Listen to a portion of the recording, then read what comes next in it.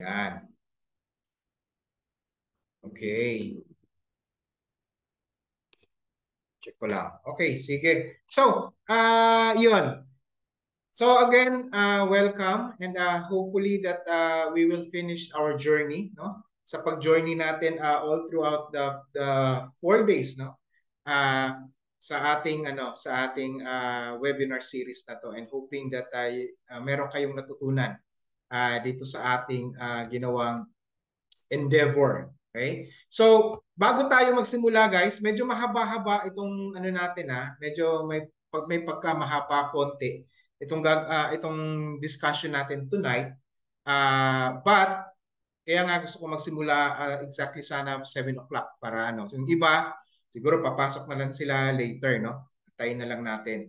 And before tayo magsimula dun sa principle number 7 and the last principle number 8, magre-recap muna tayo, para naman review para sa atin lahat. Okay? Okay. Wait. All right. So review lang tayo, guys. Konting recap lang, no? Para ma-refresh naman tayo, okay? So we started, no, last 21 February 21. So nagkaroon tayo ng introduction. So I discussed with you, I introduced to you the rationale, the purpose, bakit natin ginagawa ito. I also discussed about the positive discipline and also introduced to you the 8 secret principles. So nung unang araw natin, no, pinag-usapan natin ang principle of modeling, no?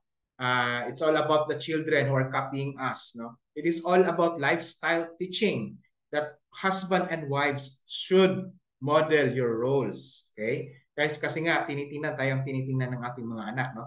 Kahit anong pangaral natin, kung anong ginagawa natin, yan yung ginagaya ng ating mga anak. Pangalawang principle is about open communication. Open communication is all about listening more, talking less. So the more you communicate, the more you will understand. The more you will understand, the greater is your influence. Ibig sabihin lang, gusto natin, ang pinaka-ultimate goal natin, why we want to build relationship with our children is to influence them. Okay? Na ang pangatlong principle is all about quantity and quality time.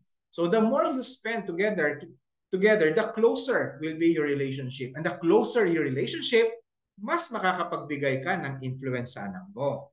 So kung hindi tayo nagbibigay ng oras sa atin, mas magiging malakas yung impluwensya ng iba sa kanila. Okay? So number 4 principle is all about intimacy. So the closer the relationship, the greater is the influence. So dito kailangan i-work out natin, no? Na dapat tayo ay maging close sa ating anak. So we've discussed about the five ways on how to do it. Connect at an emotional level, learn about them, let them know about you, have special times together. Kaya example yan, mag-date kayo, no? And then take initiative. Kung medyo na-damage yung relationship, take initiative to restore. Wag mo nang antayin yung anak mo ang magre-reach out sa'yo. Ikaw mismo ang magre-reach out sa'yo, sa anak mo. Panglima na principle is all about vision. So we discussed this last night, no? It is the clear mental picture of child's future. Vision will give you motivation. It will also serve as a compass para magbibigay ng direction and purpose. And it will also give the significance of life. Magbibigay ng significance, importance sa bata. Bakit siya nabubuhay at bakit kailangan niyang mabuhay. Yan. And number 6, last night we also discussed about the principle of affirmation. So our words have the power to build the child. So pinag-usapan natin ang 6 na paraan paano ba tayo magbibigay ng affirmation. So through words, positive words, through the child's uniqueness, yung unconditional love, progress, kailangan bantayan natin kahit maliliit na progress yan, kailangan i-affirm. No? And then physical affection. So medyo bumabang ang discussion natin on physical affection, no? Lalo na sa mga role ng mga tatay. And then, of course, the affirmation through positive expectation. So those are the 6. And now, tonight, we will be discussing the last 2 series, the last 2 principles of this series. So before that, of course, review lang natin, no? Remind lang tayo sa ating mga house rules. We have to mute our mic para hindi tayo maka-istorbo sa iba. And then also show respect, no? Kung meron tayong disagreement, di man tayo naniniwala, it's okay, no? It's okay lang naman. Wala namang problema yun, no? We just have to respect with each other's insights. And also, if you want to express your questions and insights, you can chat it in our chat box. And also, you may type your questions in the chat box. And also, I would like to ask for your consent na kailangan nating i-record yung ating session for tonight kasi nga i-upload natin ito sa YouTube and also to our Facebook page. O yan. Okay. Okay. Sige. So, next is that, yan, proceed na tayo. Pag-uusapan na natin tong, wait lang Ayan. Okay. So, huwag na tayong magsayang ng oras para makunmano natin, maximize. All right. So, this is an exciting session, no, for tonight kasi nga ito yung palaging ang marami tayong issues, no, marami tayong concerns. Maraming nagsasabi, ang tigas na ng ulo ng mga bata ngayon, hindi na natatakot, no? Mas lalong hindi nakikinig. Ang hirap disiplinahin ng mga bata sa panahon ngayon. And also, isa pang issue mahirap siya kasi andun yung DSWD. Baka makasuhan tayo ng child abuse. Yun pa yung issue, di ba? Tama ba? Tama ba yung sinasabi ko, no? Andun tayo, natatakot tayo, no? Na baka magsumbong yung anak natin, pupunta ng VAUCIDES, no? Sa PNP, sa barangay, at masumbong pa tayong mga magulang, no? At pwede tayong kasuhan ng child abuse. Kaya sabi nung iba, ang hirap ng disiplinahin dahil nga sa mga child protection laws na yan, mga batas na yan, no? Now tonight, we will clarify all of those things, no? Kasi nga, yun nga tayo, nag-journey tayo ngayon ang tinuturo natin from the day 1 up to this last day is all about positive discipline. Paano bang pagdidisiplina? So, nag-journey tayo, ibig sabihin lang, kung nakukuha na ninyo, ang pagdidisiplina sa bata, hindi lang siya one way, kundi two way. It should start from us as parents. Nasa atin talaga palagi ang bola, wala sa bata, no? Kaya discipline is a process. Hindi siya pagpalo lang, hindi siya sa pagsigaw lang, hindi siya sa pananakot lang, no? It's a process. It should be positive. It should be building up, okay? So for tonight, this is very exciting because this number 7 principle is all about principle of training and teaching. So dalawa to. So medyo may part 1 and part 2. Kaya sabi ko medyo mahaba itong principle number 7 kasi dalawa nga ito. So we will try to dissect na mas mapadali ito sa atin, no? So we will first discuss about the principle of training. Okay? Training muna. Now, ang training na focus natin dito is all about obedience. Training the child how to obey, no?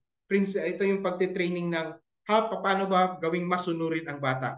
Effective training will result to obedience and internalized values, no? Kailangan merong result to obedience, no? Hindi dahil tinakot mo at nag-obey, hindi. Kailangan ma-internalization of values. That is the most important thing in discipline. Kapag walang internalization of values, malabo yan, no? Medyo sablay.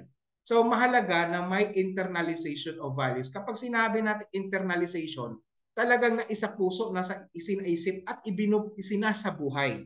At dinadala ito ng bata sa araw-araw niyang buhay at hanggang sa pagtanda niya, magiging behavior niya, magiging pag-uugali na niya.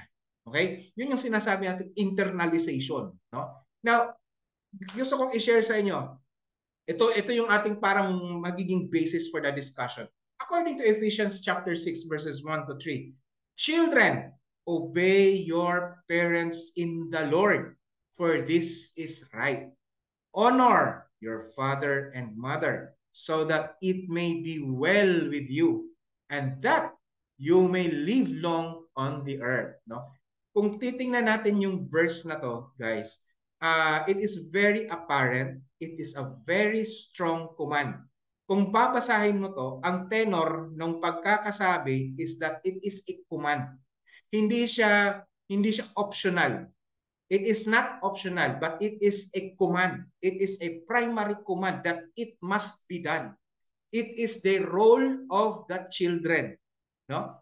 Sabihin natin yan sa ating mga anak. I would encourage you, make this as a memory verse. Ito yung gawin yung parang value or values ninyo at i-share niyo ito sa inyong mga anak. Bakit? Kailangan nilang maintindihan their responsibility, their accountability is to obey us as parents. Ito kasi ito yung isang principle na tinuturo namin sa aming mga anak. Kasi sabi ko, obedience is very very important. You know why? Sinabi ko sa kanila yung verse. It is from God's word that you should obey. It is not an option. It is a commandment. If you want to be blessed, kung gusto mo ng blessing, then obey your parents. It is for your protection, sabi ko. And ako, I praise God, my kids are obedient. Kahit medyo sumasablay ang mga yan, pero yung obedience andun pa rin. No? Now, let's go. Now, obedience, as I have said kanina, obedience is a command. No? Obedience is a command. If children do not learn obedience at home, kung hindi sila matututong maging masunurin sa atin sa pamamahay, they will have problems and struggles in the future. No? Paglabas nila ng bahay, pagpunta sa eskwelahan, hindi marunong sumunod sa magulang, hindi rin magiging marunong sumunod sa mga teacher. At sa kanyang pagtanda, magiging problema siya sa lipunan. No? Magiging sakit pa siya sa ulo, no? Sa lipunan. And when children obey, God promised blessings, no? Pag nag-o-obey yung bata, no? Napapansin mo 'yan, no? If our parents would say your curfew is 10 o'clock. Oh, pag 10 o'clock na sabay ka na. Ang purpose niyan is to protect the kids. Protect your teens, no? Protect from safety. Teenage pregnancy, isa na. O, kung ano-ano pa yung mga activities niyan beyond 10 o'clock. So, that's for protection, no? Obedience is not just an external compliance, but obedience must spring from the heart. Heart attitude of respect and submission. Hindi takot. Kasi, ito ang problema natin. Akala natin, nung sinigawan natin yung bata, sumigaw tayo ng malakas na malakas, no? Dinig na dinig doon sa kanto, doon sa kabilang kanto, no? Akala natin naging masunurin kasi nung sumigaw tayo, sinunod agad yung gusto natin, no? Yun ang akala natin. Pero ang totoo niyan, hindi talaga siya naging masunurin. Natakot lang kaya sumunod. After that, mawala yung takot at wala ka na rin, ganun din ang gagawin niya. Uulitin lang din niya yung ginawa niya. You know why? Because fear is only temporary event. It is just an event. Pagdating ng panahon, mawawala din yung takot na yan because, you know what? Children have a coping mechanism. Meron silang evolving capacity. And as they grow up, that evolving capacity will develop into resilience. That resilience will become stronger. It will be strengthened. Kaya yung takot, yung fear na yan, na itinanim mo, na isinasanay mo yung bata to fear, mawawala din yan. No? Mawawala din yan.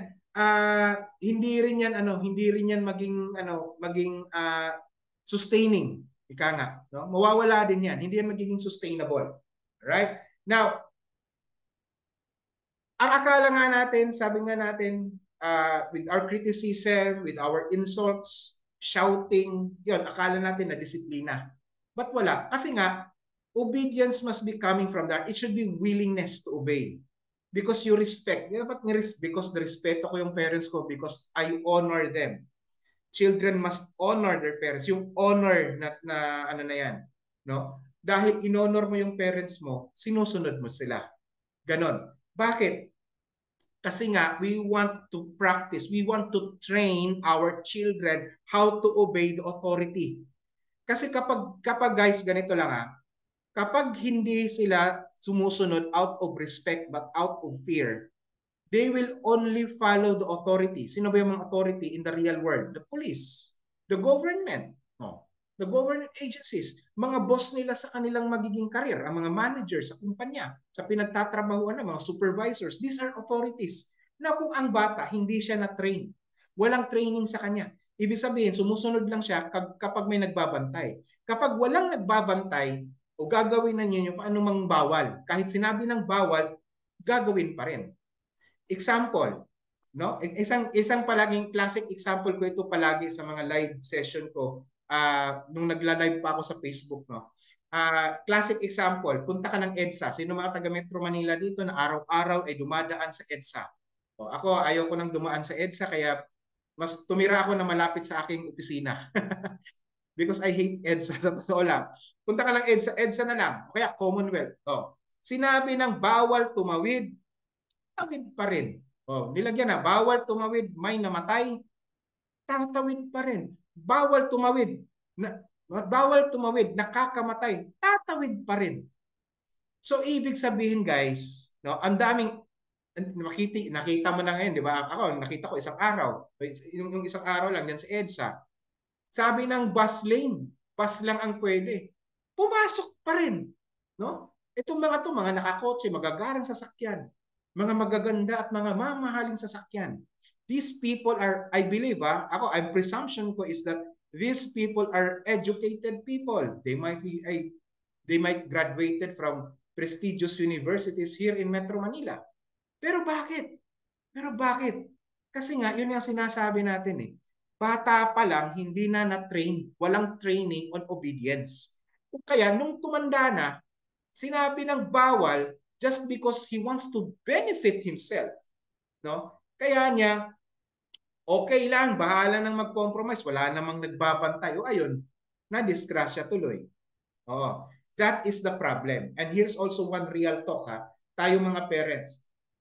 Ang problema din ng mga parents is that we delegate the responsibility of training our children on obedience kanino? Sa school, sa church, pero most likely sa kadalasan sa school talaga eh, no? Dine-delegate natin, pinapasa natin yung responsibility of training our kids to their teachers, no? Alam niyo ito I just want you to reflect and to realize this one. Ang mga school natin, ang mga paaralan, they just give instructions, no? They are best in academics. They give academic instructions, no? But they are not building. It is not their mandate to build the character, the integrity, no? The godly values. So hindi yan yung role ng school. Kaya nga minsan nung ewan ko kung naalala niyo, I think that was 2 years ago or last year ba na naging argument, no?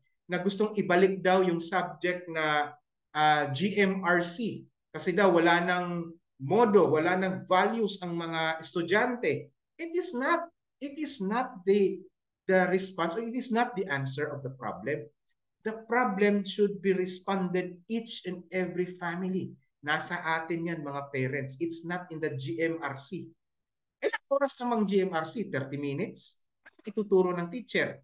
Siyempre, bawal magsinungaling, huwag kang magnakaw, huwag kang ganito, etc. etc. Ganon. Ganon naman eh. Is there an internalization of values? Is there a training? Walang training doon. No? Minsan pa, ang teachers pa, they commit physical abuse kasi nga wala, sa galit ng teacher, nabugbog niya tuloy yung estudyante.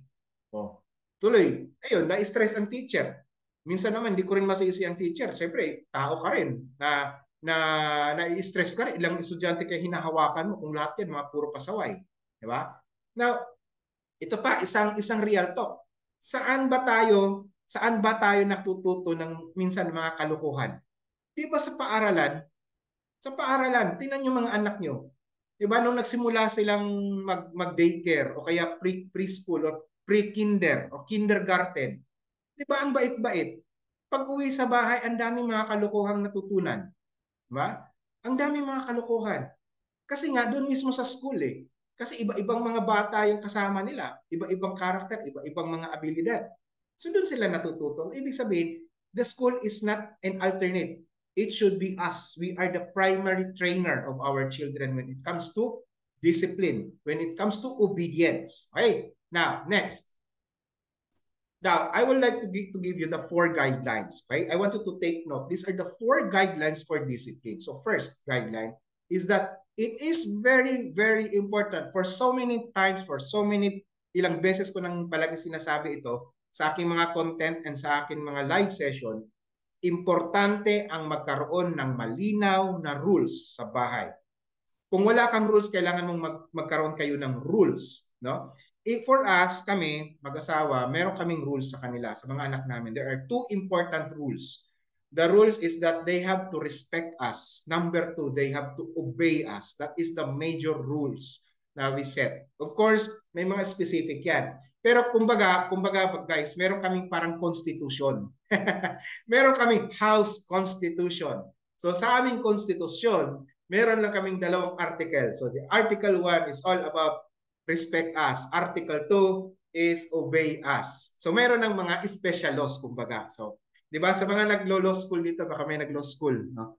Na meron ng tinatawag na mga specific or special laws. So meron ka ng special laws. Example, meron kami ng patakaran sa paggamit ng cellphone. Oh, meron kami mga patakaran pagdating sa gawaing bahay. Meron kaming patakaran pagdating sa paglalaro sa labas. Merong mga ganong no. Okay. So meron tayong mga ganon na mga rules, no, patakaran na isineset up namin sa mga anak namin. So when we make rules, no, we have to be we have to explain it to them. Explain mo. Hindi pwedeng hindi niyo pwedeng ang gusto namin ganito ito yung rules natin. 1 2 3 4 5. Basta sumunod kayo. End of discussion. Hindi pwede 'yun. Hindi pwede 'yun. Kailangan yung i-explain. Explain and explain. And agree. Kailangan mag-agree sila, no? Parang plebiscite kumbaga. Bakit? Because when you explain it to them, they will understand. And when they will understand, they will become accountable. Accountability ang pinag-uusapan natin dito. Okay? Now, next is dapat consistent tayo, no? Husband and wife, or ikaw ay single parent, consistent in the implementation of rules. Okay? Walang dapat compromises. Kapag sinabi mong 2 hours lang ang paggamit ng cellphone, 2 hours lang. Okay? Pag 2 hours, patay agad yan. No? Kapag sinabi mong 10 o'clock ang curfew, 10 o'clock ang curfew. Kung meron kayong pinag-usapang consequences, implement the consequences. End of discussion. Bakit? Nag-agree tayo sa consequences. That is part of the rules. Kapag sinabi ng consequences, kukunin ko ang mga privileges mo, kunin ang privileges. Because that is the rule. Yun. You don't have to shout. Hindi mo kailangan sumigaw, hindi mo kailangan magbugbog o paluin ng hagupit ng ang bata. Hindi. Just implement the rules. Be consistent. Be consistent. No, kailangan, ito ang sinasabi ko. Sa disiplina, lalo na kung kumpleto pa kayo mag-asawa o mag-partner, you have to work as a team. Teamwork is important. No? Kasi yung mga anak natin guys, alam nyo, ino-obserbahan din kayo niyan. Once na, the children are so manipulative.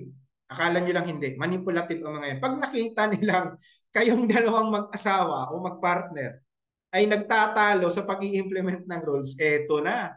Divide and conquer. Yun na. Panalo ng anak mo dyan. Ha? So, kaya, be careful. No? Kung meron kayong hindi pagkakaintindihan, make sure wala sa harap ng anak nyo, hindi na naririnig. Settle it first privately. Punta kayo sa kwarto. Pag-usapan nyo muna. Anong desisyon? Yan. Because in rules naman, meron din naman tayong mga flexibilities. It depends naman sa inyo. It depends on the situations. There are flexibilities. So, pwede nyo pag-usapan. Okay? Sige, pwede pagbigyan, etc. Whatever is the situation. No? Hindi naman tayo diktador. Hindi naman tayo authoritarian na klase ng magulang. Di ba? Now, Pangatlo is that be consistent in the application of the rules. So no need to shout, as I've said. So if they disobey, immediately implement the rules. No? Ganun lang. Also, before that, magbigay ka rin ng warning. Okay? Mag-warning ka rin. Halimbawa, sa anak ko, inutusan, tinawag ng nanay. Sabi ko, tinawag kayo, hindi na kailangang sumigaw. Alam nyo na ang patakaran. Okay? You know the rules. What is our rule? I just would like to remind you. Keep on reminding them of the rules. Kasi yung bata, nakakalimot yan. Nakakalimutan nila. No? And then lastly, guys, is consistent unconditional love. Even if our kids commit mistake, never ever let them feel that you don't love them. nagkakamali man sila, but assure them that despite those mistakes, you love them 101%. Unconditional, walang kondisyon. Okay? Now, next. Now, let me discuss with you mga methods, no, of discipline. Now, pagsimulan natin from 0 to 7 years old. Okay? So, here are some of the pag-usapan natin mga methods na to na mahalaga na you have to be firm. When you say no, you should be firm. Lalo na pag ito mga nasa, let's say mga 1 or 2 years old, no? Sanayin nila kapag no, no dapat, no? Walang compromise. No? And then, kapag wait, train them to wait. Train them to say, when you obey, pag sinasabing obey, dapat they have to action ka agad. I-train yan, ituro niyan 2 years old. Lalo na pag 3 to 5 and then 7 years old. Yon. Kailangan talaga ang training dyan. No, wait, obey. Kasi itong mga age na to, ito yung masyadong matantrums. Kapag hindi nakukuha ang gusto nila, nag-iiyak-iyak yan. Magiging magulo yan. Lalo na kapag nasa mall kayo, talagang iikot yan, gugulong yan. Hihiga yan sa sahig at gugulong, mapapahiya ka. No? You have to be firm. Whatever happens, be firm. If it is a no, then it is a no. Kung kailangan wait, train them to wait. No? Kasi parte ito na para ma-build yung kanilang character. Ako napagdaanan ko rin yan sa anak ko. Sa dalawa kong anak, ganun din. Pero pagdating sa tantrums, talagang medyo maano yung bunso ko. No? Pumunta kami ng mall, nakita niya isang sasakyan, isang laruan, yung mga toy cars na pwede kang sumakay at mag-drive, yung mga di baterya. And that cost like around 45,000 yata, 25,000 pesos yan. So sabi ko, wala tayong pera at hindi ito yung ating pinag-usapan. O yun, uiyak na yan, umiyak, gumulong. As in talagang World War III ang nangyari sa amin. I have to be firm. Sabi ko, no. So kinarga ko, umalis kami, inalis ko, bahalang umiyak. O wag kang bumigay, no? Kahit kaya mo pang bilhin yan, wag kang bumigay, no? And then also of course, teach them to obey, no? I-train mo sila about obedience. Now, ito lang. Ang consequences ba ay mahalaga? Pwede ba tayong magbigay ng mga consequences or punishment? Kasi ang sagot ko diyan lagi ay yes, no? Mahalaga na magbigay tayo ng ano. Medyo ako guys sigwihan ko lang konti. I am trying to be careful on explaining this sa lahat, no? Because I don't want to be misunderstood. Lalong-lalo na ako kasi ay advocate ako on children's rights, no? Sa karapatan ng karapatang pambata. Now, I just want to be careful about this kasi baka maging may misunderstanding. Baka sabihin, sinabi na niya na pwede nang bugbugin yung bata. Hindi. Pakinggan niyo muna, kailangan maging tayo makinig ng maayos. Para baka makasuhan kayo, ako pa yung magiging dahilan. Kaya I will explain it in a way na mas may intindihan siya. Kasi ito very crucial and very critical. Okay? So, sagot ko, yes, mahalaga because in every disobedience, palaging may consequence yan. If you don't follow the traffic rules, paglaki ng anak mo, pag hindi sumunod yan sa batas trapiko, may parusa. Sino dito ang naka-experience na nahuli ng MMDA? Nahuli ng traffic enforcer. Naging masaya ka ba na kinuhang lisensya mo? Masaya ka ba na nagbayad ka ng penalty doon sa LTO? Di ba hindi? Galit ka pa nga eh. Di ba? Masakit. Tama? Sino bang masaya? Sinong nasarapan? Hindi masarap ang consequence. Masakit siya. Di ba? Yung mga punishment, masakit. Walang ano doon. Kaya lagi kong sinasabi diyan sa mga masaya daw nung kabataan yung mga 1990s kasi daw masaya dahil tayo ay napapalo. Imposible yun. Maliban na lang kung medyo may 99.9% utak mo. Kasi hindi masayang mapalo. Parang masaya na lang siya. Hindi masaya. Nakakatuwa na lang isipin na yun ang naging experience natin. Pero hindi siya masaya in those times. Aminin natin yan because that's the reality. Right? Now, mahalaga siya kasi kailangan nga maintindihan ng bata na sa bawat kasalanan na magagawa, mas bawat disobedience, merong kaakibat yan ng consequence. Hindi ka hindi walang exemption, no? Hindi ka exempted. Pangalawang punto is that para matuto na ang bata ng consequences sa buhay ay masakit at hindi nakakasaya. And also, there are times, guys, that you need to spank the kids. Hindi naman palagi na bawat na lang kamalian, palo. Hindi. Meron din naman mga pagkakataon, merong mga panahon. Pero hindi sa lahat ng panahon na bawat na lang parusa ka na lang ng parusa, palo ka na lang ng palo sa in every kamalian. Yung kamalian, depende niya sa'yo. Ito yung amin ha. As I have said, humahantong kami dito sa spanking. Mamaya pag-usapan natin yan sa next slides on how to do it, no? Para hindi tayo makasuhan ng child abuse, okay? Sa amin mag-asawa, sa pamilya namin, meron lang kaming, as I've said, meron kaming constitution. But if our children show us disrespect and number 2, disobedience, may palo yan. Yun lang. Yung ibang yung mga ibang kasalanan, mga ibang kamalian, we can tawag nito, negotiate on that. Those are negotiables, no? Mga negotiable yan, problems yan. Pero kapag disrespect, sagot ng sagot sa nanay, sagot ng sagot sa tatay, wala na, bastos na bastos na. 'Yun. Walang walang negotiation 'yon. No? Dapat may spanking na ginagawa kami sa aming mga anak, no? 'Yon. Next. Ito lang. But when we do spanking, we ensure na hindi kami na galit. Ibig sabihin, after pag nangyari, hindi agad immediate. Medyo kumakalma muna kami. Tinitrain din namin yung aming emotion. Kumakalma muna kami. Lalo na ako. I make sure na kalmado. Wala mo nang gagawin, medyo hinga muna. Give a space, no? Bakit? Kasi kung papaluin mo yung anak mo because you are angry, galit ka, nagalit ka lang, napaka-selfish naman nun. And if you do that, mas the more magiging matigas ang puso ng anak mo. At mas magiging matigas ang ulo niyan. At mas nagiging disobedient yan lalo. Mas magiging malala yung kanyang behavior. Oo. Ganun yun. That's a psychological Kasi nga, nagalit ka lang eh. Hindi naman niya naintindihan eh. Ba't ka nagalit? Ano bang kasalanan ko? Yung bata, always remember, yung bata, yung utak niyan, is still in a developmental stage pa. Hindi pa yan pareho sa atin mag-isip. Wag mong ipareho yung utak mo sa utak ng bata.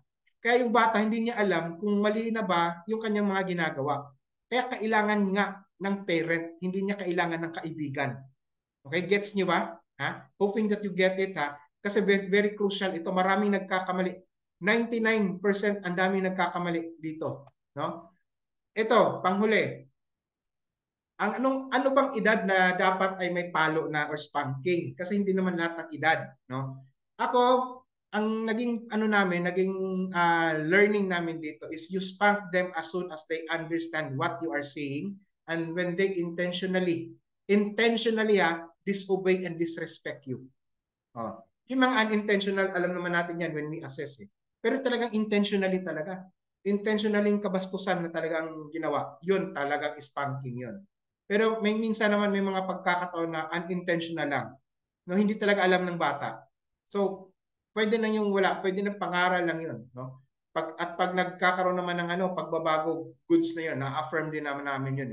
So, yun. Kaya nga, ano bang edad? As I've said, depende. Kasi wala naman kasing yan guys ang bata, lahat ng bata hindi pare-pareho. Okay? Ang development ng bata hindi pare-pareho. Ang 2-year-old, halimbawa, yung aking 7 years old na anak ay hindi kapareho ng pag-iisip ng, siguro kung mayroon kang 7 years old din na anak. No? Hindi magkapareho yan. Lahat ng mga 7 years old hindi magkakapare-pareho. Iba-iba ang kanilang stage of development. Iba-iba ang stage of maturity. Iba-iba ang kanilang evolving capacity. Bakit? Kasi depende yan sa kanilang exposure. Depende yan sa kanilang mga nagiging experience o nagiging karanasan. No? Kaya iba-iba. Nasa sa magulang yan, nakadepende. No? Hindi ko masabi, kahit siguro mga doktor hindi rin nila maisabi yan eh. Kasi nga it depends dun sa magulang kasi kayo mas nakakilala at naa-assess niyo yung bata. Okay? So yun. Again, you spank them as soon as they already understand bakit mo ginagawa ito and talagang intentionally na ginawa nila yung kabastusan, yung pagiging disrespectful and disobedient. Alright? Now, ito na ang tanong. How do you spank? Paano ba? Meron bang steps? Meron bang tamang pamamaraan? Now, ito naman, base din ito sa aking natutunan at sa aming natutunan itong mag-asawa at ina-apply lang din namin ito sa aming mga anak. No? But let me tell you, matagal ng panahon na hindi na namin napalo yung anak namin. Matagal na. Of course, my daughter is now 9, my bunso is 7. Matagal nang hindi na namin sila ginagawa ng pagpalo. No? Kasi nga, siguro humantong na rin sa level na yung tinatawag na nating natural consequences na ang kanilang mga hinaharap ngayon. Kasi nga, I believe that when we follow, nung sinunod namin tong 8 principles na to, nagkaroon talaga kami ng malaking improvement when we do the discipline sa aming mga anak.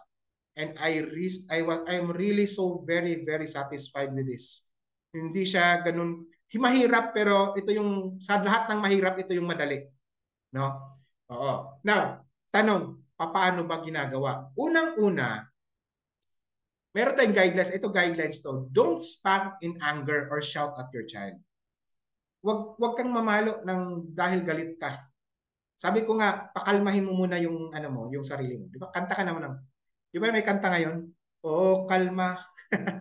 'Di ba? May ngayon kanta ngayon, sayo muna, kalma, kalma, kalma. Oo, kalma. Muna, no? At saka wag kang sumigaw.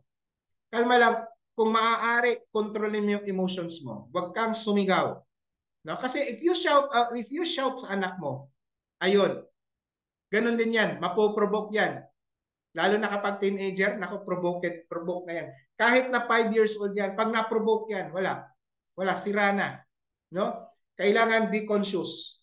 Be conscious. Starting right now, if natutunan mo na to, be conscious palagi. No? Control your emotion. No? Number 2, never spank them in public or may ibang nakakita. Di ba, ikaw husband, ikaw magdidisiplina sa anak mo, ikaw ang mag-i-execute ng palo. Huwag mong gawin nasa harap ng misis mo, huwag mong gawin na nakakita yung kapatid niya o ibang tao o ibang membro ng pamilya. Do it in a private place like sa kwarto. Ayan. Bakit? Huwag mong ipahiya. Never do it in public, in mall, in church, wag.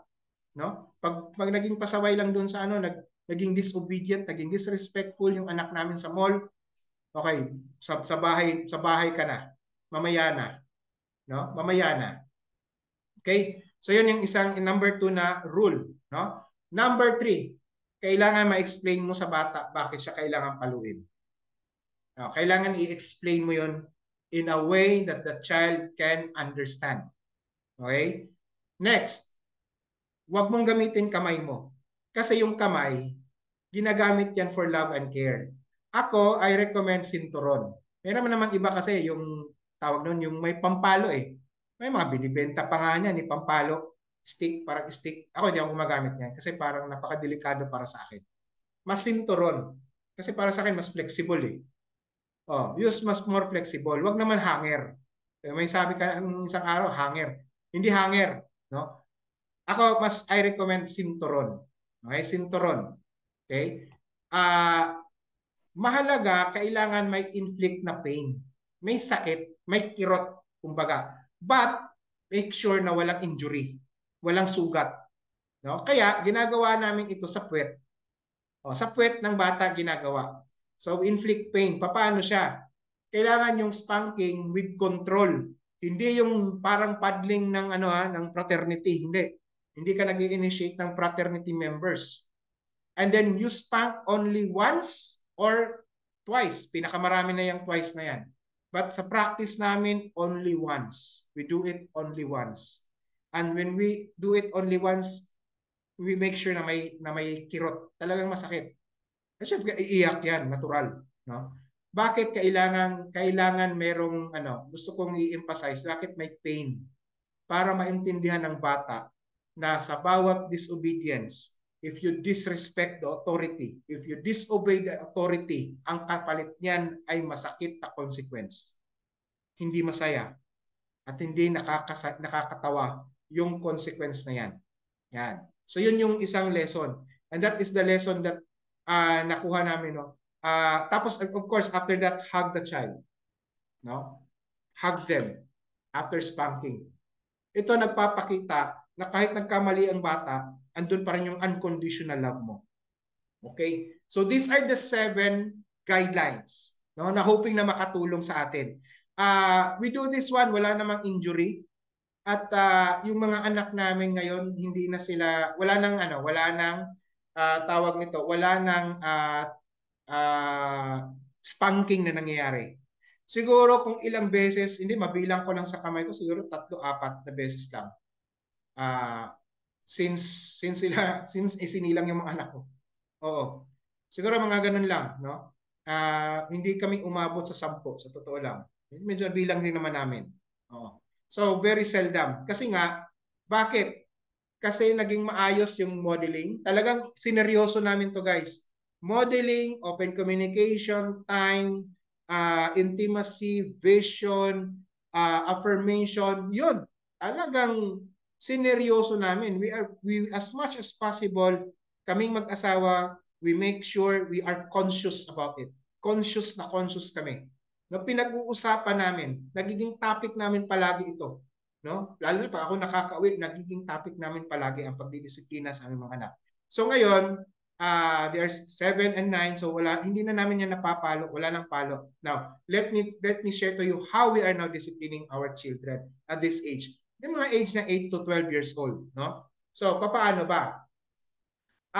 Yun, after 7 kasi, hindi na mo na dapat pinapalo yung mga anak mo. Although, may mga iba naman experience, mga ibang parents, may mga ibang parents na kagaya ko, na gumagamit din ng 8 secret principles na to, na sabi nila may iba, they still apply, but it's seldom.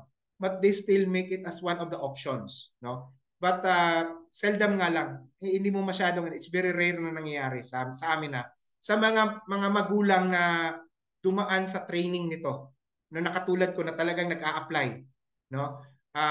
Yun, madalang na or rare, it rarely happens. Pero sa amin wala na, hindi na namin ito na experience now, no? And then at this age, guys, pag lalo na anak mo 8 years old, 9 years old, 10, no, 8 to 12, behavior must be motivated by internalized values that you taught. May internalization na siya. Doon na dapat ang motivation sa behavior. Hindi na yung dahil sa pagpapalo, hindi na. Kasi guys, kung gagawin niyo pa yung palo, pa rin kayo ng palo, wala na. Ano na yan, magkakaroon ng kalyo ang puwet ng anak niyo. Tsaka masanay na yan. Meron ng immune, o mai-immune na. O magkakaroon uli kayo ng malaking problema. No? So, dapat at this stage, at this age, motivation is internalized values na. Yung kanyang behavior is motivated by internalization of values. No? Ibig sabihin lang, paulit-ulit mong ituturo yung values niyan. Hanggang sa talagang yung kakainin talaga ng katawan nila, yung tamang mga values. Then, eto, syempre nagkakamali ang bata. But what we are using right now is the natural consequences. No? Natural consequences ng kanilang mga ginawang kamalian. And that natural consequences then is meron tayong processing, no, yung kanilang mga lessons learned sa kanilang mga kamalian. Halimbawa nga, yung hinalimbawa ko kagabi sa aking mga anak, no? Dahil nga sa mas inuna nila ang paglalaro ng cellphone, mas inuna nilang paglalaro sa labas, sa kalye, ayun, wala nang time para pag-aral, ayun, bumagsak sa mga exams. Nagkaroon kami, anong sabi ko, ano ngayon ang consequence mo? Ano ang pakiramdam? So yun, sabi niya, syempre nahihiya sila, hindi sila natutuwa, nasasaktan. Sabi ko, yan na. Dahil matigas ang ulo nyo, hindi kayo nakikinig. Meron tayong rules, hindi nyo sinunod.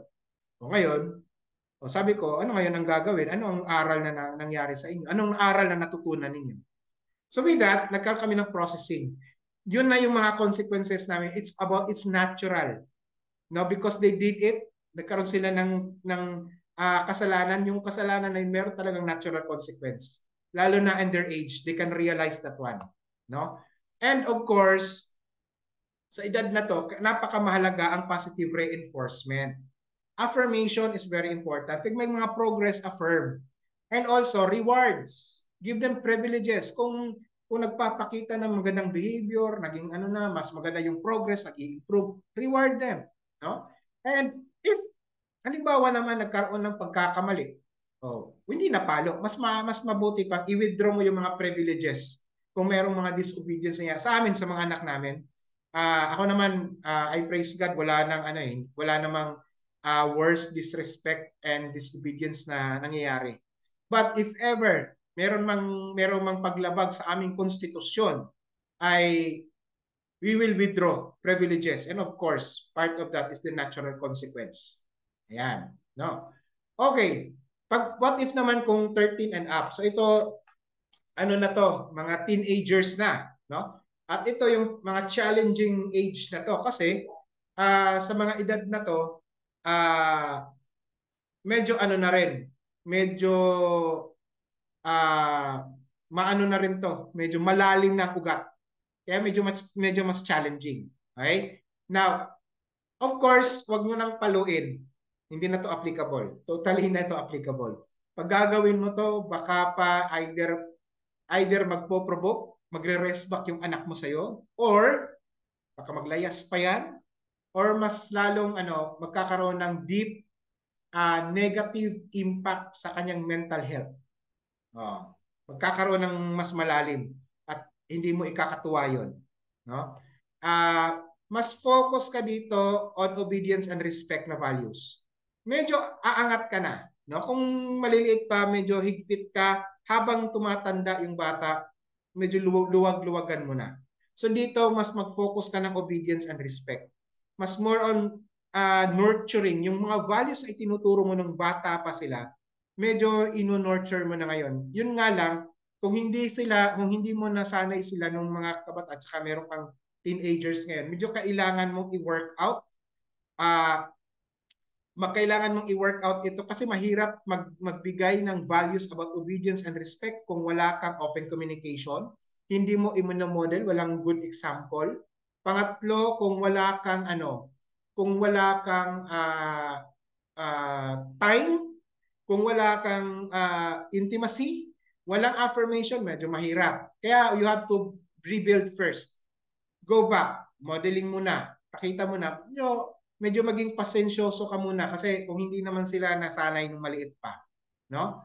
And reality of choices is reality of choices having consequences. Ibig sabihin kung ano yung pinipili nila ngayon, mayroong consequences yan. Medyo mas ganung level na ang pangangaral mo dito, no? Kaya medyo mas mahalaga dito yung time together, no? Yung time mo kasama mo yung anak mo, no? Para magkaroon kayo ng ganung conversation. Medyo mas matured conversation na ito, no? It's all about choices. It's all about decisions, no? Na may mga consequences.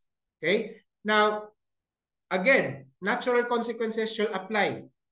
Guys, kapag may problema yung anak natin, lalo na pag teenager, no, nagkaroon ng kamalian, mayroong mga disobedience, disrespect na nangyari, huwag niyong saluhin. Okay? Huwag mong arborin. Yun lang yung ano ko dito. Huwag mong arborin yung anak mo. Ha? Kasi kadalasan ang dami pang mga parents, may kasalanan ginawa sa school, no? Mga high school to ha. Ginawang ng bully doon sa eskwelahan. Ito nangyari talaga to, totoo tong to. But I will not mention the school, no? Nangyari ito may bully. Nang bully yung anak. Alam ng parents na mali yung ginawa ng anak niya. Anong ginawa? Inarbor pa. Inaway pa ng parents yung school administration. Wag yung arborin. Bakit?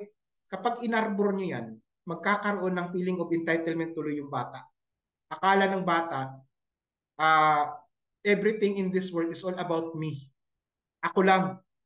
Kaya may entitlement ako. Ako entitled ako dito. Ganon. So, if nagkasala anak mo, naging disobedient doon sa school, they break rules, pinatawag, sinuspend, or whatever is the consequence ibinigay ng teacher, hayaan mo.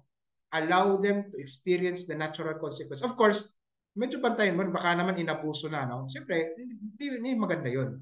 Pero natural consequence, na-suspend. O bakit? Dahil may ginawang hindi maganda. O yun, talagang pangaralan mo rin yung anak mo. Pangaralan mo rin. Tsaka dapat make sure na he will suffer the natural consequence. At tsaka yung processing, hindi mawawala. Of course, you can withdraw privileges. No? And also guys, be reasonable. Be reasonable naman, ha? Wag yung ano, wag naman tayong parang diktador, okay? Be reasonable. And also of course, use positive reinforcement. All right? So yan, yung mahalagang ano na yan ha, mga discussions, yung mahalagang points. Now, guys, we are now going to the workshop, no? Application questions na tayo ha. So I have 3 questions. If you have pen and paper with you, please write down your answers para hindi niyo makalimutan. Unang tanong ko, what areas that you need to start training your children? Ano mga areas sa buhay nila? O gusto mong simulan yung training on obedience and respect? O pangalawang tanong, how will you teach your children obedience and respect for authority? O how? O, lagay mo na, listan nyo na, bullet points, how? So, pangatlo, sa ngayon, paano mo dinidisiplina yung anak mo ngayon? Oh. Sa bawat maliba, bugbog ka agad, sigaw, etc. Sige nga, pwede niyong isulat yung inyong mga sagot dito. Malay isulat niyo para hindi niyo makalimutan. Okay? And also, if you want to share it in the chat box, okay lang din. No? We're open. Okay? Sige, so I'll give you 5 minutes. Okay? 5 minutes tayo for this application questions.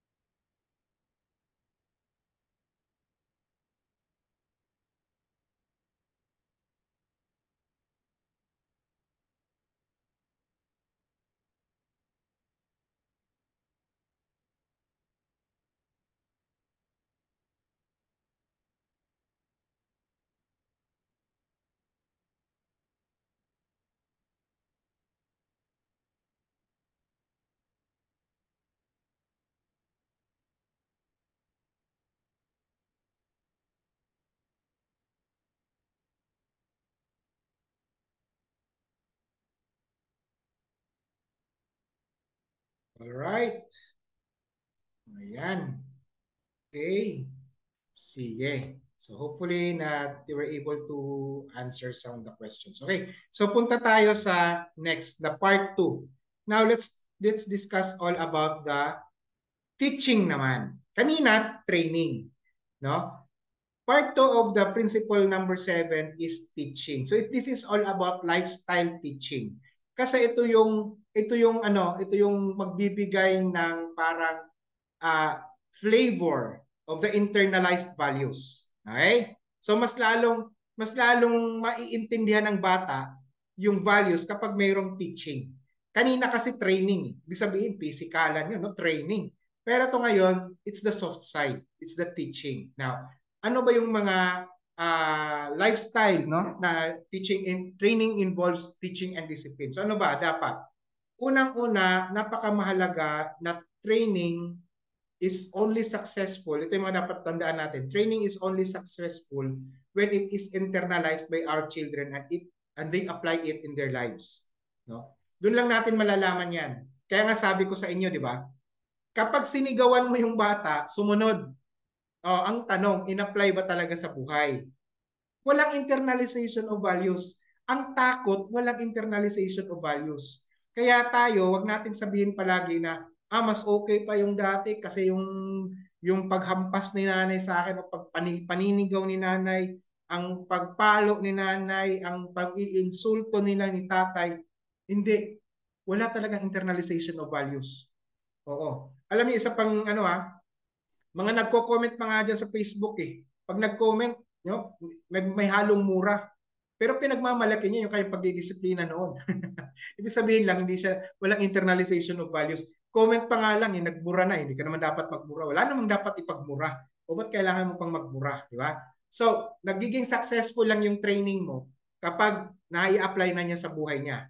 Pangalawa, effective teaching is modeling what we teach. Natatandaan niyo ba yung yung principle number 1, which is modeling? Ang effective teaching is dapat ipapakita mo. Hindi ka lang puro salita, ipapakita mo mismo sa anak mo. Imo-model mo mismo sa buhay mo, no? Halimbawa, teaching ko sa anak ko, mahalaga ang pagbabasa ng libro. O di pinapakita ko sa anak ko na ako din mismo ay gusto kong magbasa ng libro kasi gusto kong matuto. O kaya ngayon sila, they also love books. Ngayon, mas libro na sila. O medyo reduce na sila sa gadget. Yan. Pangatlo, kailangan nating maintindihan, training is not automatic, it must be intentional. Okay? Dapat intentional. Right? Now, ano ba ang mga dapat nating ituturo? I-teach, what should we teach to our children? Number 1 is we have to teach them about themselves. It is all about their identity. Okay? Identity, dapat yun ituturo natin sa ating mga anak. Unang-una, mahalaga for them to understand that God sees them as special. They are unique, di ba? Natatandaan niyo ba yung sinabi natin kahapon? Unique. Ang bawat bata is unique. Kahit magkapatid yan, kahit kambal. Bawat isa sa kanila unique. Alam niyo, kahit kambal, magkapareho mukha. Alam niyo what is so amazing? Ako mayroon akong subject na genetics. Okay? Sa microbiology. Meron kaming genetics. So, doon mo mapapansinin, alam mo, very amazing. It's so amazing. Every human being, meron pala talagang unique character doon sa DNA niya na hindi kapareho doon sa iba. As in tayo lahat talaga ay magkaiba-iba ng DNA. Walang nagkakapare-pareho. May mga pagkakatapareho tayo ng amino acid but there are really yung strands of that DNA. Nako, as in talaga unique. Pero ganon kami tikuloso ang Panginoon ha. When He created us, ganon kami tikulos. Wala kang kapareho. Yun lang dapat nating ituro sa ating mga anak. Kasi hindi siya dapat magkaroon ng envy sa iba. No? Hindi siya kailangang magselos. Ay siya, mas mabuti pa siya. Siya ay maganda, matangkad. Ako naman, pandak, maitim. Hindi. Bakit? You have to be grateful because merong purpose dyan si Lord sa'yo. Kaya ka ganyan because you are priceless. Meron siyang purpose kung bakit ka ganyan. Alam mo ba, itong itsura ko ngayon. Hindi naman ako artistahin. Itong pagmumukhang ito, may purpose to. Kasi kung hindi ganito ang mukha ko, hindi nyo ako mahaharap ngayon. Diba? Hindi ako makakapagturo sa inyo ng ganito. Isang common lang na pagmumukha na nagtuturo ng parenting sa mga ilang daang followers, no? Ilang daang libo ng followers na. Oh, itong pagmumukha na to, ibig sabihin may purpose si Lord. Pero you know what? At one time or another in my life also, I also question, no? My physical appearance, bakit ako ganito, etc. Bakit ganyan? Kasi mga anak natin may mga identity crisis. So, kailangan nilang ipagpasalamat, no? They should not wish to change themselves. Pagpasalamat nila ang kanilang mga magulang kung sino ang mga magulang nila. They are designed, they are assigned to you as parents. No, wag nilang ipagdasal na magkaroon ng miracle at magbago ang magkaroon ng changes of their parents kasi gusto nila maging magulang nila si President BBM. Wag 'yun, no? Isa pa, ipagpasalamat nila yung kanilang gender. Kung sila ay lalaki o babae. Okay? Physical features nila, yung kanilang pagka-Pilipino. Oo, may iba, alam nyo, yung iba pa sa sobrang insecurity, gustong pumunta ng ibang bansa. Talaga gusto kong maging isang Amerikano, maging Canadian, maging Australian. Oh. In fact, they are no longer considering themselves as Filipinos. Ayan. Yung yung mga reality yan. We teach our kids that God wants them to develop a Christ-like character. Okay? Bakit Christ-like character? As I've said, everything I'm teaching you right now is based on the Bible. Ito yung ating basis. Pero excuse ito sa mga hindi naniniwala. Okay lang naman yun. Okay? So, also develop their self-confidence in the foundation of godly principles. Guys, isang napakamahalagang kailangan may turo, lalo na sa identity na nagkakaroon, isang malaking problema ng kinakaharap ng mga kabataan is all about the gender issue. Ang dami nagkakaroon lagi ng identity crisis. Hindi nila alam, ano ba ako? Babae ba ako? Lalaki? Ano ba ang gusto ko? Anong preference ko? Ako ay lalaki. Preference ko lalaki din? Babae? O ayokong alam nyo, ang daming confusion because there are also a lot of factors. Ang daming mga batang babae. Mas pinipili nilang magkagusto ng kapwa babae kasi may galit sila sa kanilang tatay. They don't have a male role model. That is the problem. That is what is happening right now in our society. And whether we like it or not, there are only two genders that God made, male and female. No? Walang ibang gender. No? Kahit na ano pang debate, kahit umabot pa tayo ng Supreme Court, yun talaga ang gender na ginawa ng Panginoon. Babae at lalaki lang. No? Yun sinasabi ko lang yung totoo. Pasensya na, yun naman talaga katotohanan, di ba? We have to be realistic. Okay? Wag nating i-deceive yung ating mga sarili. Ang ibig lang sabihin kasi sa society, sa lipunan natin ngayon, malakas talaga ang confusion, malakas talaga ang crisis when it comes to identity. Kaya we parents should be aware to all of these issues. Okay? Dapat aware tayo. No? I don't have against any of the LGBT. I love the LGBT people. I care for them unconditionally. No? Sinasabi lang natin na ito yung katotohanan. Kasi nga isa nga ito sa mga issues na kinakaharap. No? Yun. Okay? So, now, let's go. Ano pa ang pangalawa na dapat natin itinuturo sa kanila? Let us teach them about family. Ano bang sa family? Dapat nire-respeto ang lahat ng family members. No? Magbigay respeto. Mahalaga na ang respeto ay nagsisimula sa pamilya. No? That each and every family member should respect with one another. No? And we also have to understand that kailangan nilang maintindihan pala na yung mga kaibigan, nawawala yan eh. Pero yung kapatid, hindi nawawala yan. Kapatid mo pa rin yan. Kahit na maghalo, kahit na maglaho man ang mundo, kapatid mo pa rin yan. No? Kapatid mo yan. Okay? Now, they also have to teach them that they have to learn how to forgive one another. Sa mga magkakapatid, lalo na pag may kapatid yan, lagi nag-aaway yan. Mga anak ko nga, dalawa lang sila. Best friends yan, pero best enemies din. Pag mag-aaway yan, para talaga nasa World War III ka na. No? Teach them about pride, harmony, peaceful relationships, and give or invest in the lives of their family members. No, ibig sabihin is that to help one another. No, to help yung kanyang kapatid, tulungan mga magulang. No, magtutulungan ang member ng pamilya. Kayo dapat ang magtutulungan. Hindi dapat taga-outside, hindi dapat outsider pa ang mag-abot ng tulong, no? And also lastly, beware of entitlement. Walang hierarchy. Hindi dahil siya ay kuya, siya ay ate, siya dapat ang masunod. Hindi. There should be a leverage of respect. Oo, may ate ka nga, ikaw yung ano, of course, may responsibility, may accountability, but it doesn't mean that you have that kind of entitlement. Alright? So yan mga mahalagang ituturo yan. And pangatlo is this. We have to teach them about friends. Okay? You have to teach them how to choose their friends wisely. Always remember that bad company corrupts good character. Di ba? Nasa Bible yan. Diba? Tama ba? Nasa Psalms yata yan o sa Proverbs. Di ba? Bad company corrupts good character. O, kapag kailangan mong turuan din sila, yung i-guide sila sa pagpili ng mga tamang mga kaibigan. Kasi mga kaibigan na yan, guys, kahit na malakas yung impluwensya ng magulang, meron ding influence na may bibigay mga yan, no? So dapat kung gusto mong malakas yung influence, turuan mo rin, i-guide mo rin sila, no? And then ito pa,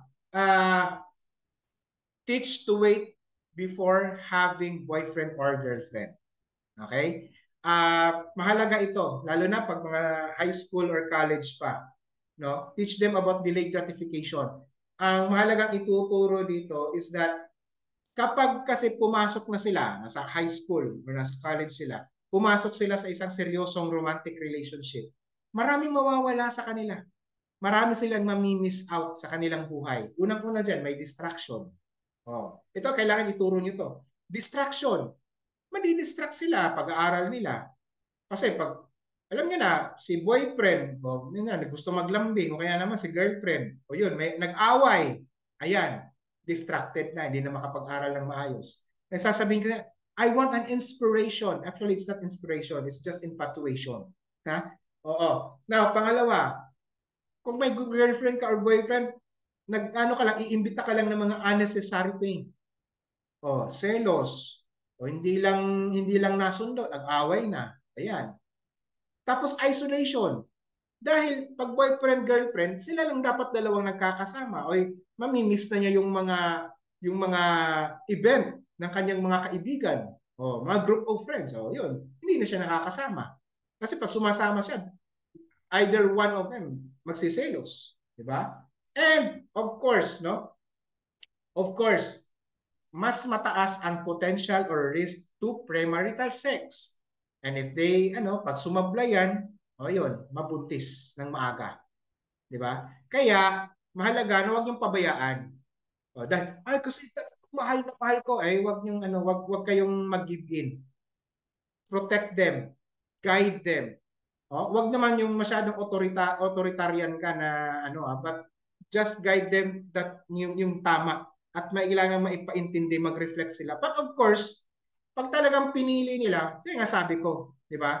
Sa ganitong mga edad, kailangan nilang maintindihan yung consequences ng kanilang mga pinipili, yung kanilang mga desisyon. Talagang gustong-gusto nila. Hindi na mapipigilan. Mapipigilan pa ang bagyo, pero ang pagmamahal ay hindi talaga. O ayun, kung nabuntis, yan na. That's your choice. Wag mong saluhin. Again, wag mong saluhin. Allow them to experience the consequence. Ang sama pa nito, mga magulang pa iniiwan yung mga anak. Ang mga magulang nagpapalaki. Ayan. Now, third, teach them how to choose their future spouse. Ito napakamahalaga nito, no? Ano bang mga character? Ayan, pwede mong turuan. Ano bang mga dapat criteria kapag pumipili ka na ng yung mga future na mapapangasawa at makakasama habang buhay? Ayan. Spiritually mature. Dapat mahal niya ang Panginoon and other people, no? Hindi bastos, no? Mayroong high EQ. Wag lang IQ. Yung IQ, na yan, consolation, pero napakamahalaga ang emotional quotient. Baka naman masyadong mahina ang loob. Servant attitude, dapat may integrity, hindi magnanakaw, hindi sinungaling. Oh, hindi dapat addicted to any substances. Excuse me ha, sa mga may boyfriend, girlfriend, anak na mga mahilig uminom tsaka magsigarilyo. Oh, ako, I will really teach my kids na pumili kayo yung hindi mga naninigarilyo. Bakit? Kakargo mo pa yung health problem niyan pag pagtanda o magkasakit yan ng cancer, problema mo pa. 'Di ba? Practical. Oh, pag may nanliligaw na mahilig uminom, lasinggero, o nakakailang kaha ng sigarilyo, discourage mo na yung anak mo. Kahit gwapo pa yan, mayaman pa yan, discourage mo na. Karguhin mo pa yan. Diba? Siyempre, of course, dapat responsable, dapat disiplinado. May positive attitude, hindi negative mag-isip. O, hindi pa nga nagsisimula, umaayaw na. O, dapat may respeto and able to provide. O, okay? So kaya, pag high school pa, wag muna. No? Wag munang mamili ng mapapakapag meron na sa tamang edad. Alright? Now, of course, lastly, kailangan mong ituro sa kanila about the world. Ano ba ang mundo? Anong meron sa mundo? No, not to confirm to the world. Yung mga convictions about purity, about the issue about becoming virgin. O ngayon, alam niyo sa mga babae, ngayon ano ang acceptable norm ngayon? Anong mga nagiging norm, which is it should not be a norm. Okay lang, mas mabuti nga eh. Dapat maka-experience ka na ng sex before graduating to college. O ayan na. Hindi yan yung norm. Di ba? O, okay kasi usok, lahat naman sila naninigarilyo, magsigarilyo ka rin, uminom ka rin, hindi naman kailangan. Dahil ba naging uso? Dahil ba ito'y ginagawa ng lahat ay gagawin mo rin? Hindi naman kailangan. Di ba? And of course, lastly, kailangan nilang maintindihan kung ano ang impact of the digitalization of the world, the use of the digital platforms. O ngayon, ang laki na ng mataas yung kaso ng mga online sexual abuses. Kailangan maintindihan ito ng mga anak natin. Kaya nga, mahalaga kung ikaw ngayon ay isa ka, nakatulad ko rin, na nagkakaroon ng problema sa mga anak when it comes to addiction of gadgets, cellphones, paglalaro, mobile games, di ba? O, kailangan meron kang set of rules din doon. Gumawa kayo ng rules. Kasi nga, ang digital world, hindi mo mapipigilan yan. Magkakaroon yan at mag-i-evolve pa yan through time. Okay? So, guys, in 3 minutes lang, 3 minutes, let's have the application questions. Do you have and your children value the family and treat each other with respect? Yan. Kuha kayo ng papel at ballpen ninyo. What kind of friends do your children have? Ano bang mga klaseng kaibigan meron sila ngayon? Ano ba yung mga convictions do your children need to form? Ano ba yung mga convictions na dapat ay paniniwalaan na yung paniniwala nila dapat? Ano dapat yung itinuturo mong convictions sa kanila? Okay, so in 3 minutes lang. 3 minutes. Okay? Sige, sige. 3 minutes.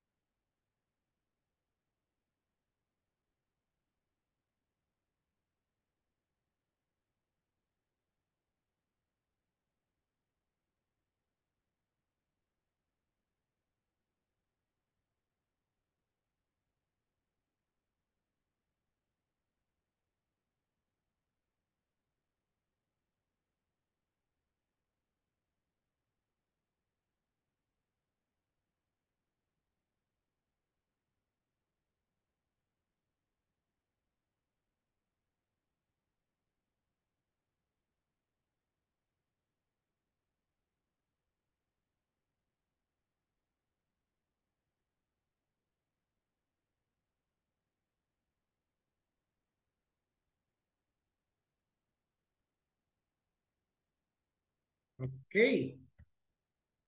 All right.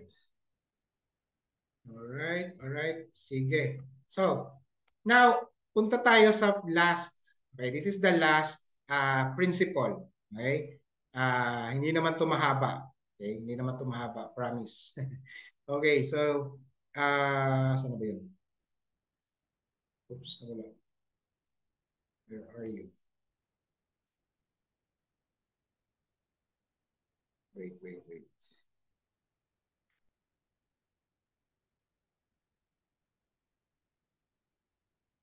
Oh my God.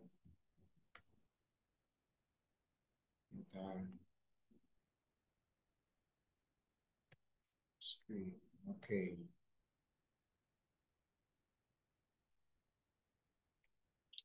Okay. Okay. Oops. Alright. Sige, simulan natin. Now, the eighth principle is what we call entrust. No?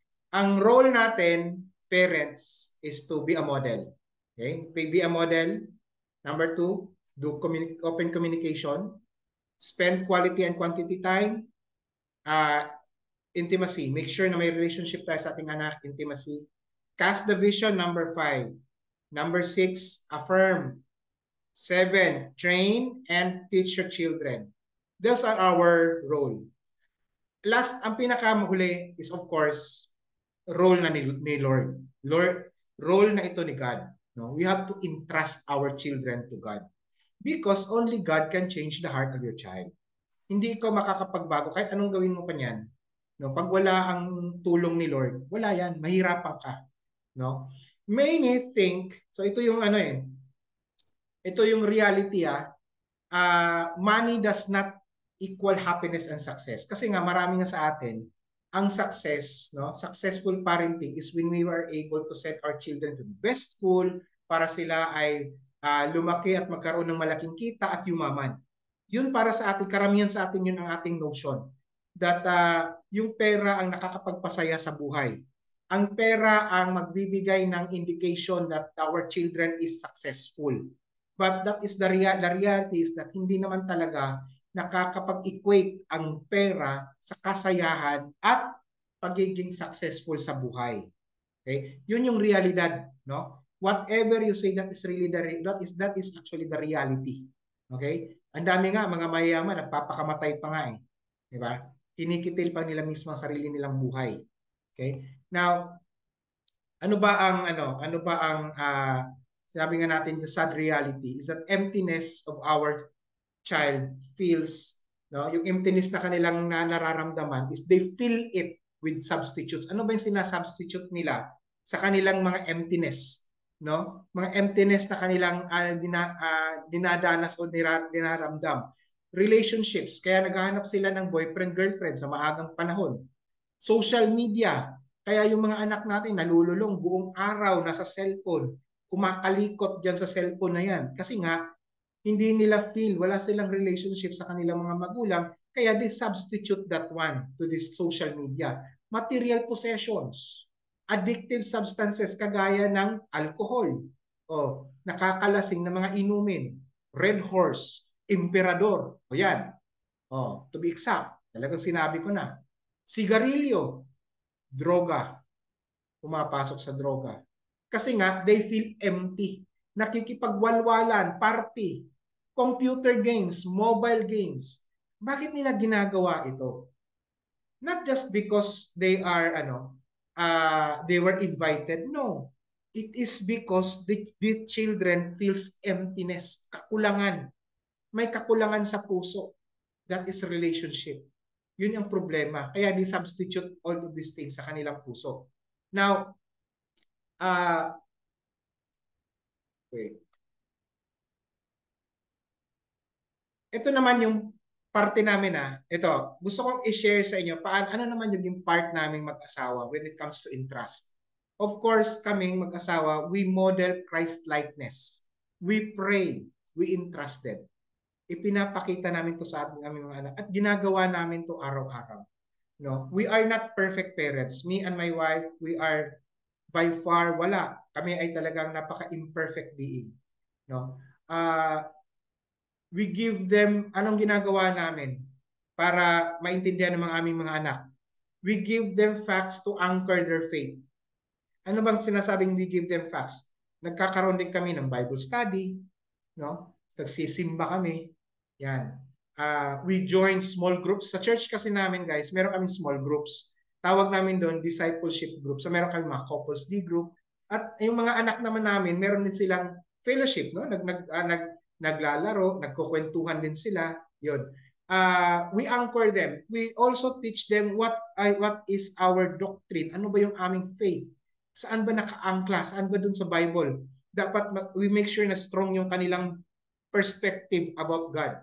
We teach them also who God is and connect them to God. We introduce Jesus Christ in their lives.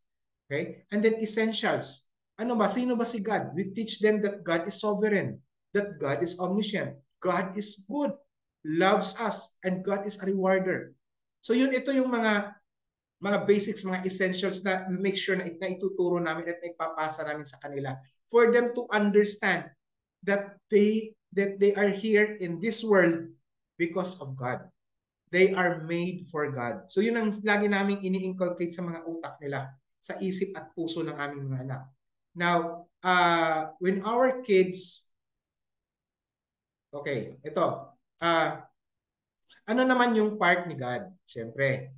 So, si God naman, siya yung nagtatransform. Siya yung nagtatransform sa buhay ng mga aming mga anak.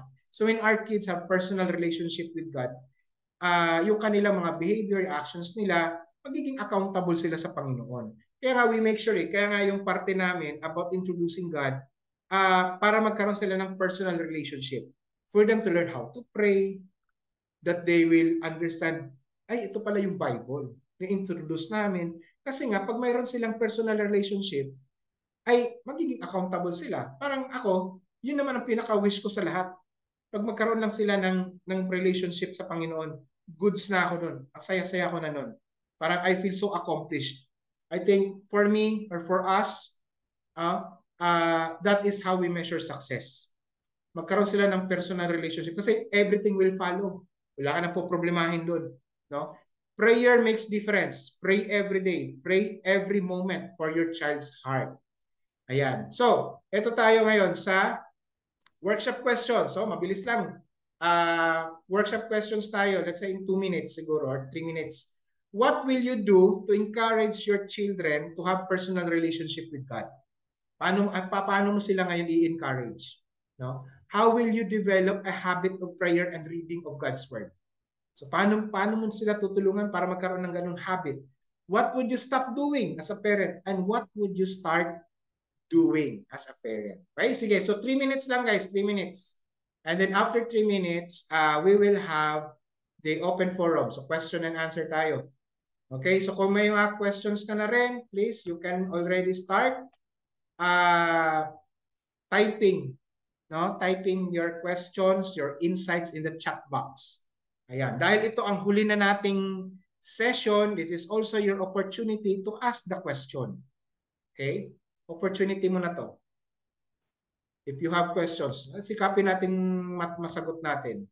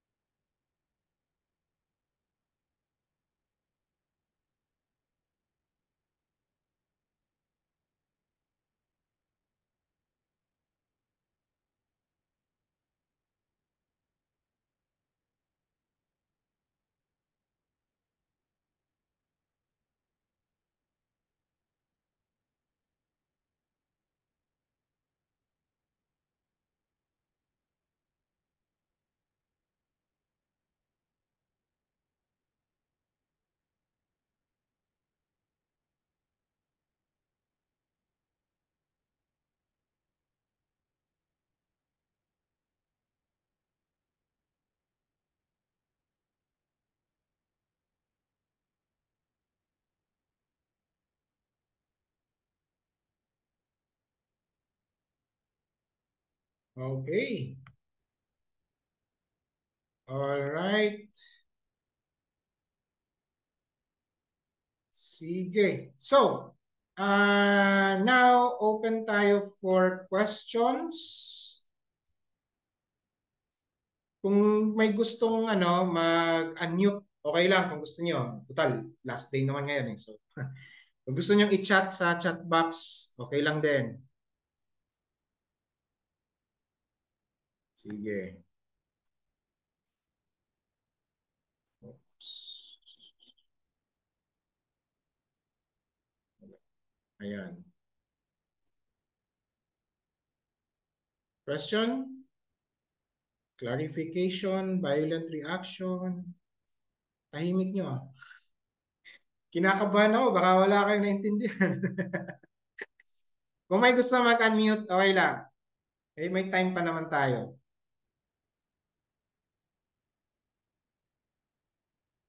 Parang parang gaantayan kung sinong mauna.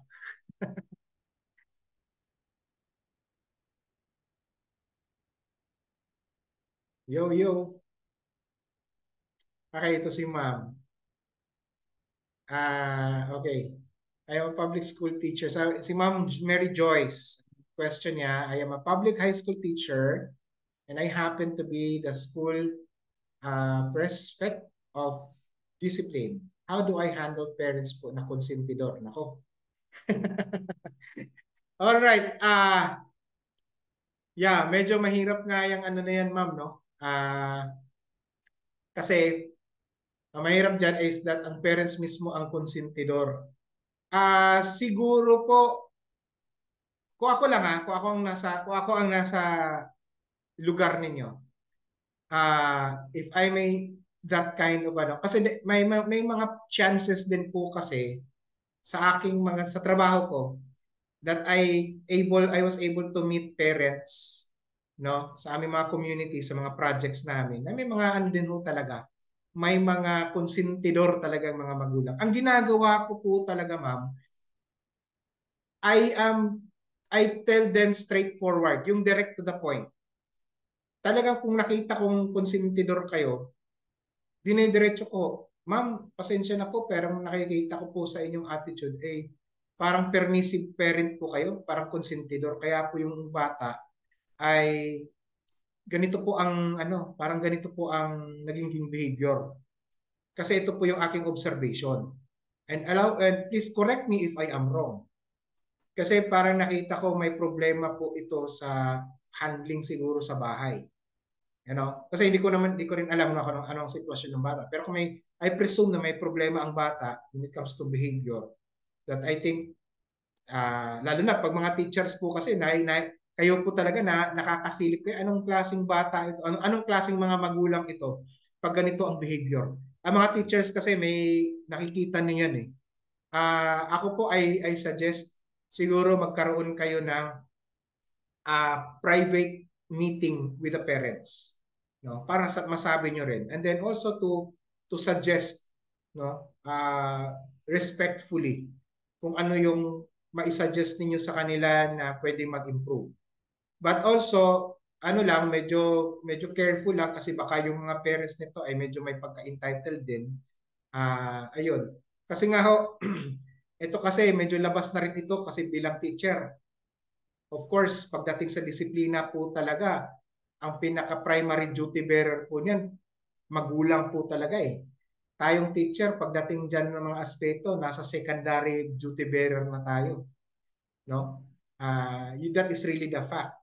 But siguro you can offer a cooperation with the parents dahil nakita nitong behavior na to, yun, pwede tayong mag-suggest. Pero kung feel nyo at na-sense nyo na baka pag kausapin niyo yung parents ay baka pa ay magwala at magtantrums at mag-iskandalo,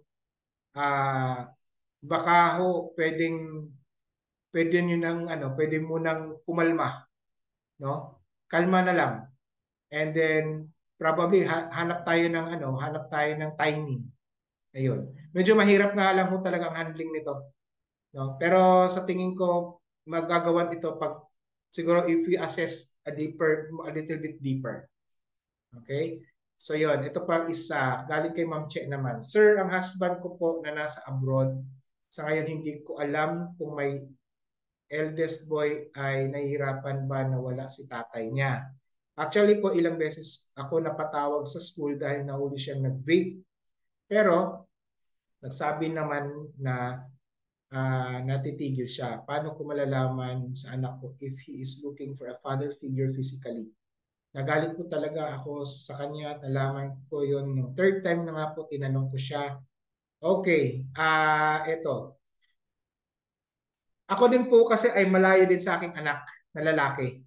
And sa tingin ko po in this case, malaki ang probability na naghahanap siya ng physical father. Naghahanap siya ng male role model. Kasi po, 'di ba, na-discuss po ata ito nung kagabi ba o yung isang araw din, isang gabi, I think the second night, na yung presence talaga ng tatay, no? Hindi naman kailangan talaga may physical presence. Kasi may mga limitations talaga. Yung consistent lang yung ating pakikipag-communicate sa ating mga anak na lalaki, lalo na pag lalaki din, ay dapat meron din tayong ma-establish na communication system or mechanism. Kasi maghahanap talaga ito sila ng tatay, no? Whether we like it or not, yung mga anak natin, kahit babae pa yan, maghahanap talaga sila ng father figure. Kasi naghahanap sila ng positive male role model, no? Yung affection ng tatay ay nakakapagbigay ng positive effect talaga sa mga anak. Kung malayo po yung ating may bahay, malayo po ang ating spouse, kailangan po siguro nating pag-usapan at pagplanuhan po ninyo. Kami po ng misis ko, nung nagkaroon po ito na nga, kailangan ko talagang umalis, kailangan ko talagang lumayo sa kanila because of work, no? Siyempre, kailangan nating maghanap buhay. Pinagplanuhan namin. Ano ba ang strategy natin to make sure na andun pa rin ako, hands-on pa rin despite of the distance. Magastos kasi kailangan umuwi-uwi dapat. Pero nakakahanap naman ng paraan sa awa ng Panginoon. Nakakahanap pa rin naman. But we maximize at the least kung ano ang available na communication mechanism. Viber, WhatsApp, Facebook, tawag nito, Facebook Messenger. Kasi may mga pagkakataon talaga yung anak namin ay, lalo na yung anak kong lalaki, ay nag-e-express siya sa aking asawa na gusto niyang may kakwentuhan, gusto niyang kakwentuhan ako. No? Kasi may mga boys talk talaga eh. No? May kwentuhan kami ng anak ko, boys talk talaga ng mga kwentuhan. Yung anak ko ding babae, ganun din. No? Kapag gusto niyang magkaroon kami ng time together, andun kami sa Facebook Messenger, nag-uusap. Hindi naman makwentuhan, laro. Minsan pa nga naglalaro kami online, may mga laro yan sa Facebook Messenger. Okay, naglalaro kami because that's how we spend our time together. No? Ang mahalaga lang doon is that I assure them that I am present. Even if wala ako doon, I will make sure na andun ako palagi. Kung kailangan nila ako, ready ako na andoon sa kanila. And andun pa rin yung pangaral, of course. No, kinukumusta ko pa rin pag alam ko may nagkakaproblemang ganito. Kinukumusta ko, kinakausap ko pa rin. Yun nga ma'am yung itong pag-vape kasi ng anak natin, no, yung anak ninyo, mayroong feeling of emptiness yan. No? May feeling of emptiness kaya naghahanap siya ng something to fill in that emptiness. So itong paggamit nito, hindi ko naman ginajudge na ang vape ay masama. Siguro sabi naman ng pag-aaral, nakakasama talaga yan sa katawan, no? Pero yun nga, it's not really because they want to be addicted with it, but they're just looking for something to fill in that kind of emptiness. Ayan. So yun lang. So kailangan, ang suggestion ko po ay mag-usap kayo, mag-asawa, pag-usapan nyo, paano nyo ito i-cope up. Huwag niyong pagalitan muna yung anak niyo. Huwag niyo muna, sabihin niya si Sir, huwag mong pagalitan. No? Kasi meron din naman tayong accountability. No? Kailangan lang nating diskarte. Anong diskarte natin on this? Lalo na binata na. So anong diskarte? Kasi binata na rin. So yun. Very ano rin to. Crucial kasi to na stage sa buhay. Lalo pag nagbibinata, crucial stage yan. Ang daming pinagdadaanan yan ngayon. Kailangan lang din natin siyang maintindihan. Yan. Okay po. Meron pa ba? Meron pa, meron pa. Okay, thank you din po. You're always welcome. Ayun, si Ma'am Mary Ann.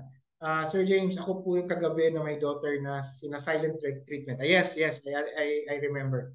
She's turning 10, turning 11 this March. She's in grade 5 right now. I'm planning to transfer her sa ibang school next year to distance her sa friends and classmates na medyo babad sa cellphone para sa online games, mga crush, etc. In short, medyo hindi magandang influence. My question is it advisable to transfer ng school para lang iiwas siya sa or her to stay? Okay. Nagkapag-usap na po ba kayo nito ng anak mo? Kailangan mo kunin din yung kanyang pakiramdam. Oo. Kasi baka kung i-transfer mo siya sa ibang school, baka rin magkaroon ng mas lalaki ang problema.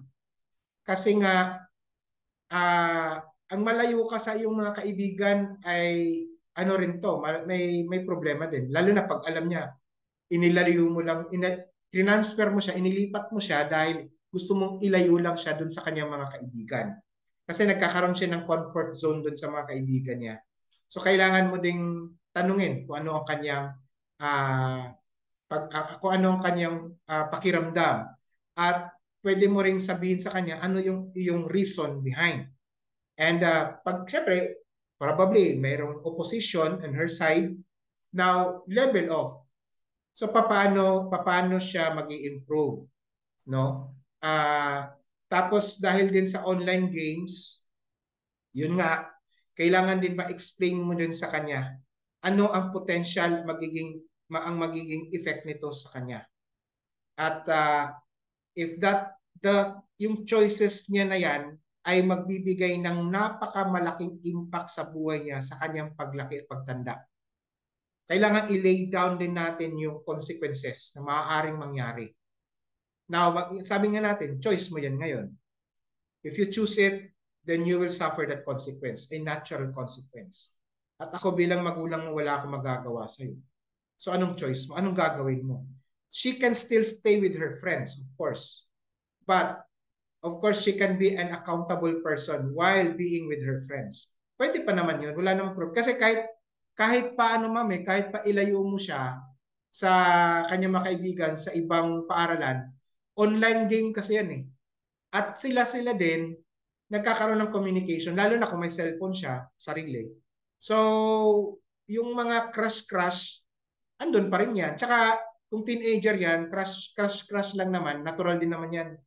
Parte din yan ng development ng isang teenager. So, sa tingin ko, okay lang naman yan. Basta meron lang talagang guidance na huwag kang pumasok muna sa seryosong relasyon. Natural lang natural lang ang umibig. Natural lang ang magka-crush sa isang lalaki, sa isang binata din. Pero ang pagdesisyon na pumasok ka sa isang relasyon ay meron ng mga consequences. Yun na, madidistract ka, maaaring ganito. Baka mantok ka pa, mabuntis ka pa niyan. Parang sabihin ng anak natin, napaka-judgmental mo naman. Hindi, sinasabi ko lang na yun yung mangyayari. Hindi kita ginajudge. Pero maaaring mangyari. At kung mangyari yun, wala na akong magagawa. Kasi yun ay pinili mo na. Sinasabi ko lang ngayon na hanggat wala pa, huwag ka munang pumasok dyan. Umibig ka lang, hindi masama yun. Natural yun sa tao. Abnormal ang tao hindi nagkaka-crush. Natural yun sa isang binata at dalaga. Yan. Sa ako, kung siya naman ang kung hindi naman okay sa kanya, wag niyo hong pilitin. Kasi kahit pa man yan lumipat, mag-o-online games lang din yan kasi online eh. Dati kasi sa mga panahon natin, sa mga ganitong issue, dahil bad company nga yung mga barkada, pag nalilipat ng school, medyo na medyo nare-resolve yung problema kasi nga inilayo mo kasi dati physical naman yung mga laro, physical naman yung influence. Ngayon kasi online eh.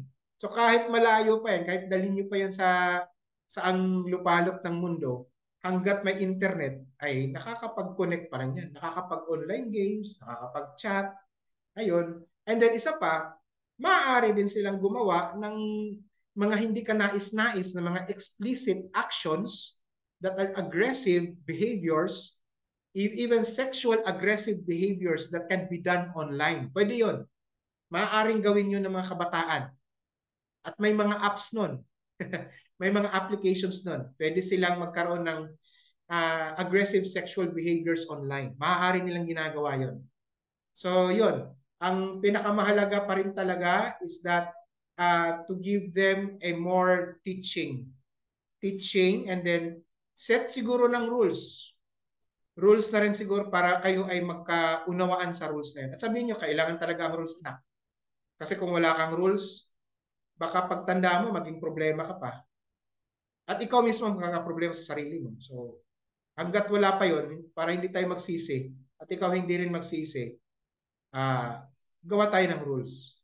Yun. Agree lang, mag-agree lang kayo. Ayun, so sabi ni ma'am,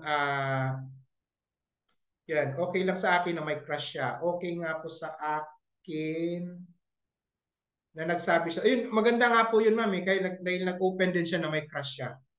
Ayun, tama din po yun. No? Mag-wait muna, huwag munang mag-boyfriend. Ayun. Oo, tamang-tama po yun yung sinasabi niyo sa kanya, ma'am. 30 years na siya pwede mag-boyfriend. Yan. Grabe naman po yung 30. Pero siyempre, choice niya. Halimbawa po kasi ako kami halimbawa ng misis ko, ako ng aking mga magulang. They also don't actually encourage me to come to engage in say serious relationship nung kabataan ko. Kaya kasi nga mas nauna ang teaching niya sa prioritization. Siguro din ganito rin no siguro i-emphasize mo rin sa kanya yung prioritization. What can prioritization do in life? Ayan. Kasi sa akin din nun, ganun din eh. Prioritize muna. No? Delayed gratification, ika nga. Delayed gratification muna. Ayan. Okay po, consider ko po yung advice mo, sir. Okay. Plan po naman namin na nadalhin siya sa province para doon continue pag-aaral. Pero, yan. Sabi ko nga ho, kung mabigat po sa loob, baka mas lalala pa ang problema. At saka kung mas lalayo siya sa inyo, ma'am, ay naku, mas lalong malaki ang problema. Mas mabuti na yung kahit ganun yung problema ngayon, manageable dahil andyan ka. You are physically present. Yan. So ako I suggest wag niyong ilayo. Wag niyong ilagay sa probinsya. Nako, mas lalo. Mas lalo dun. Oo.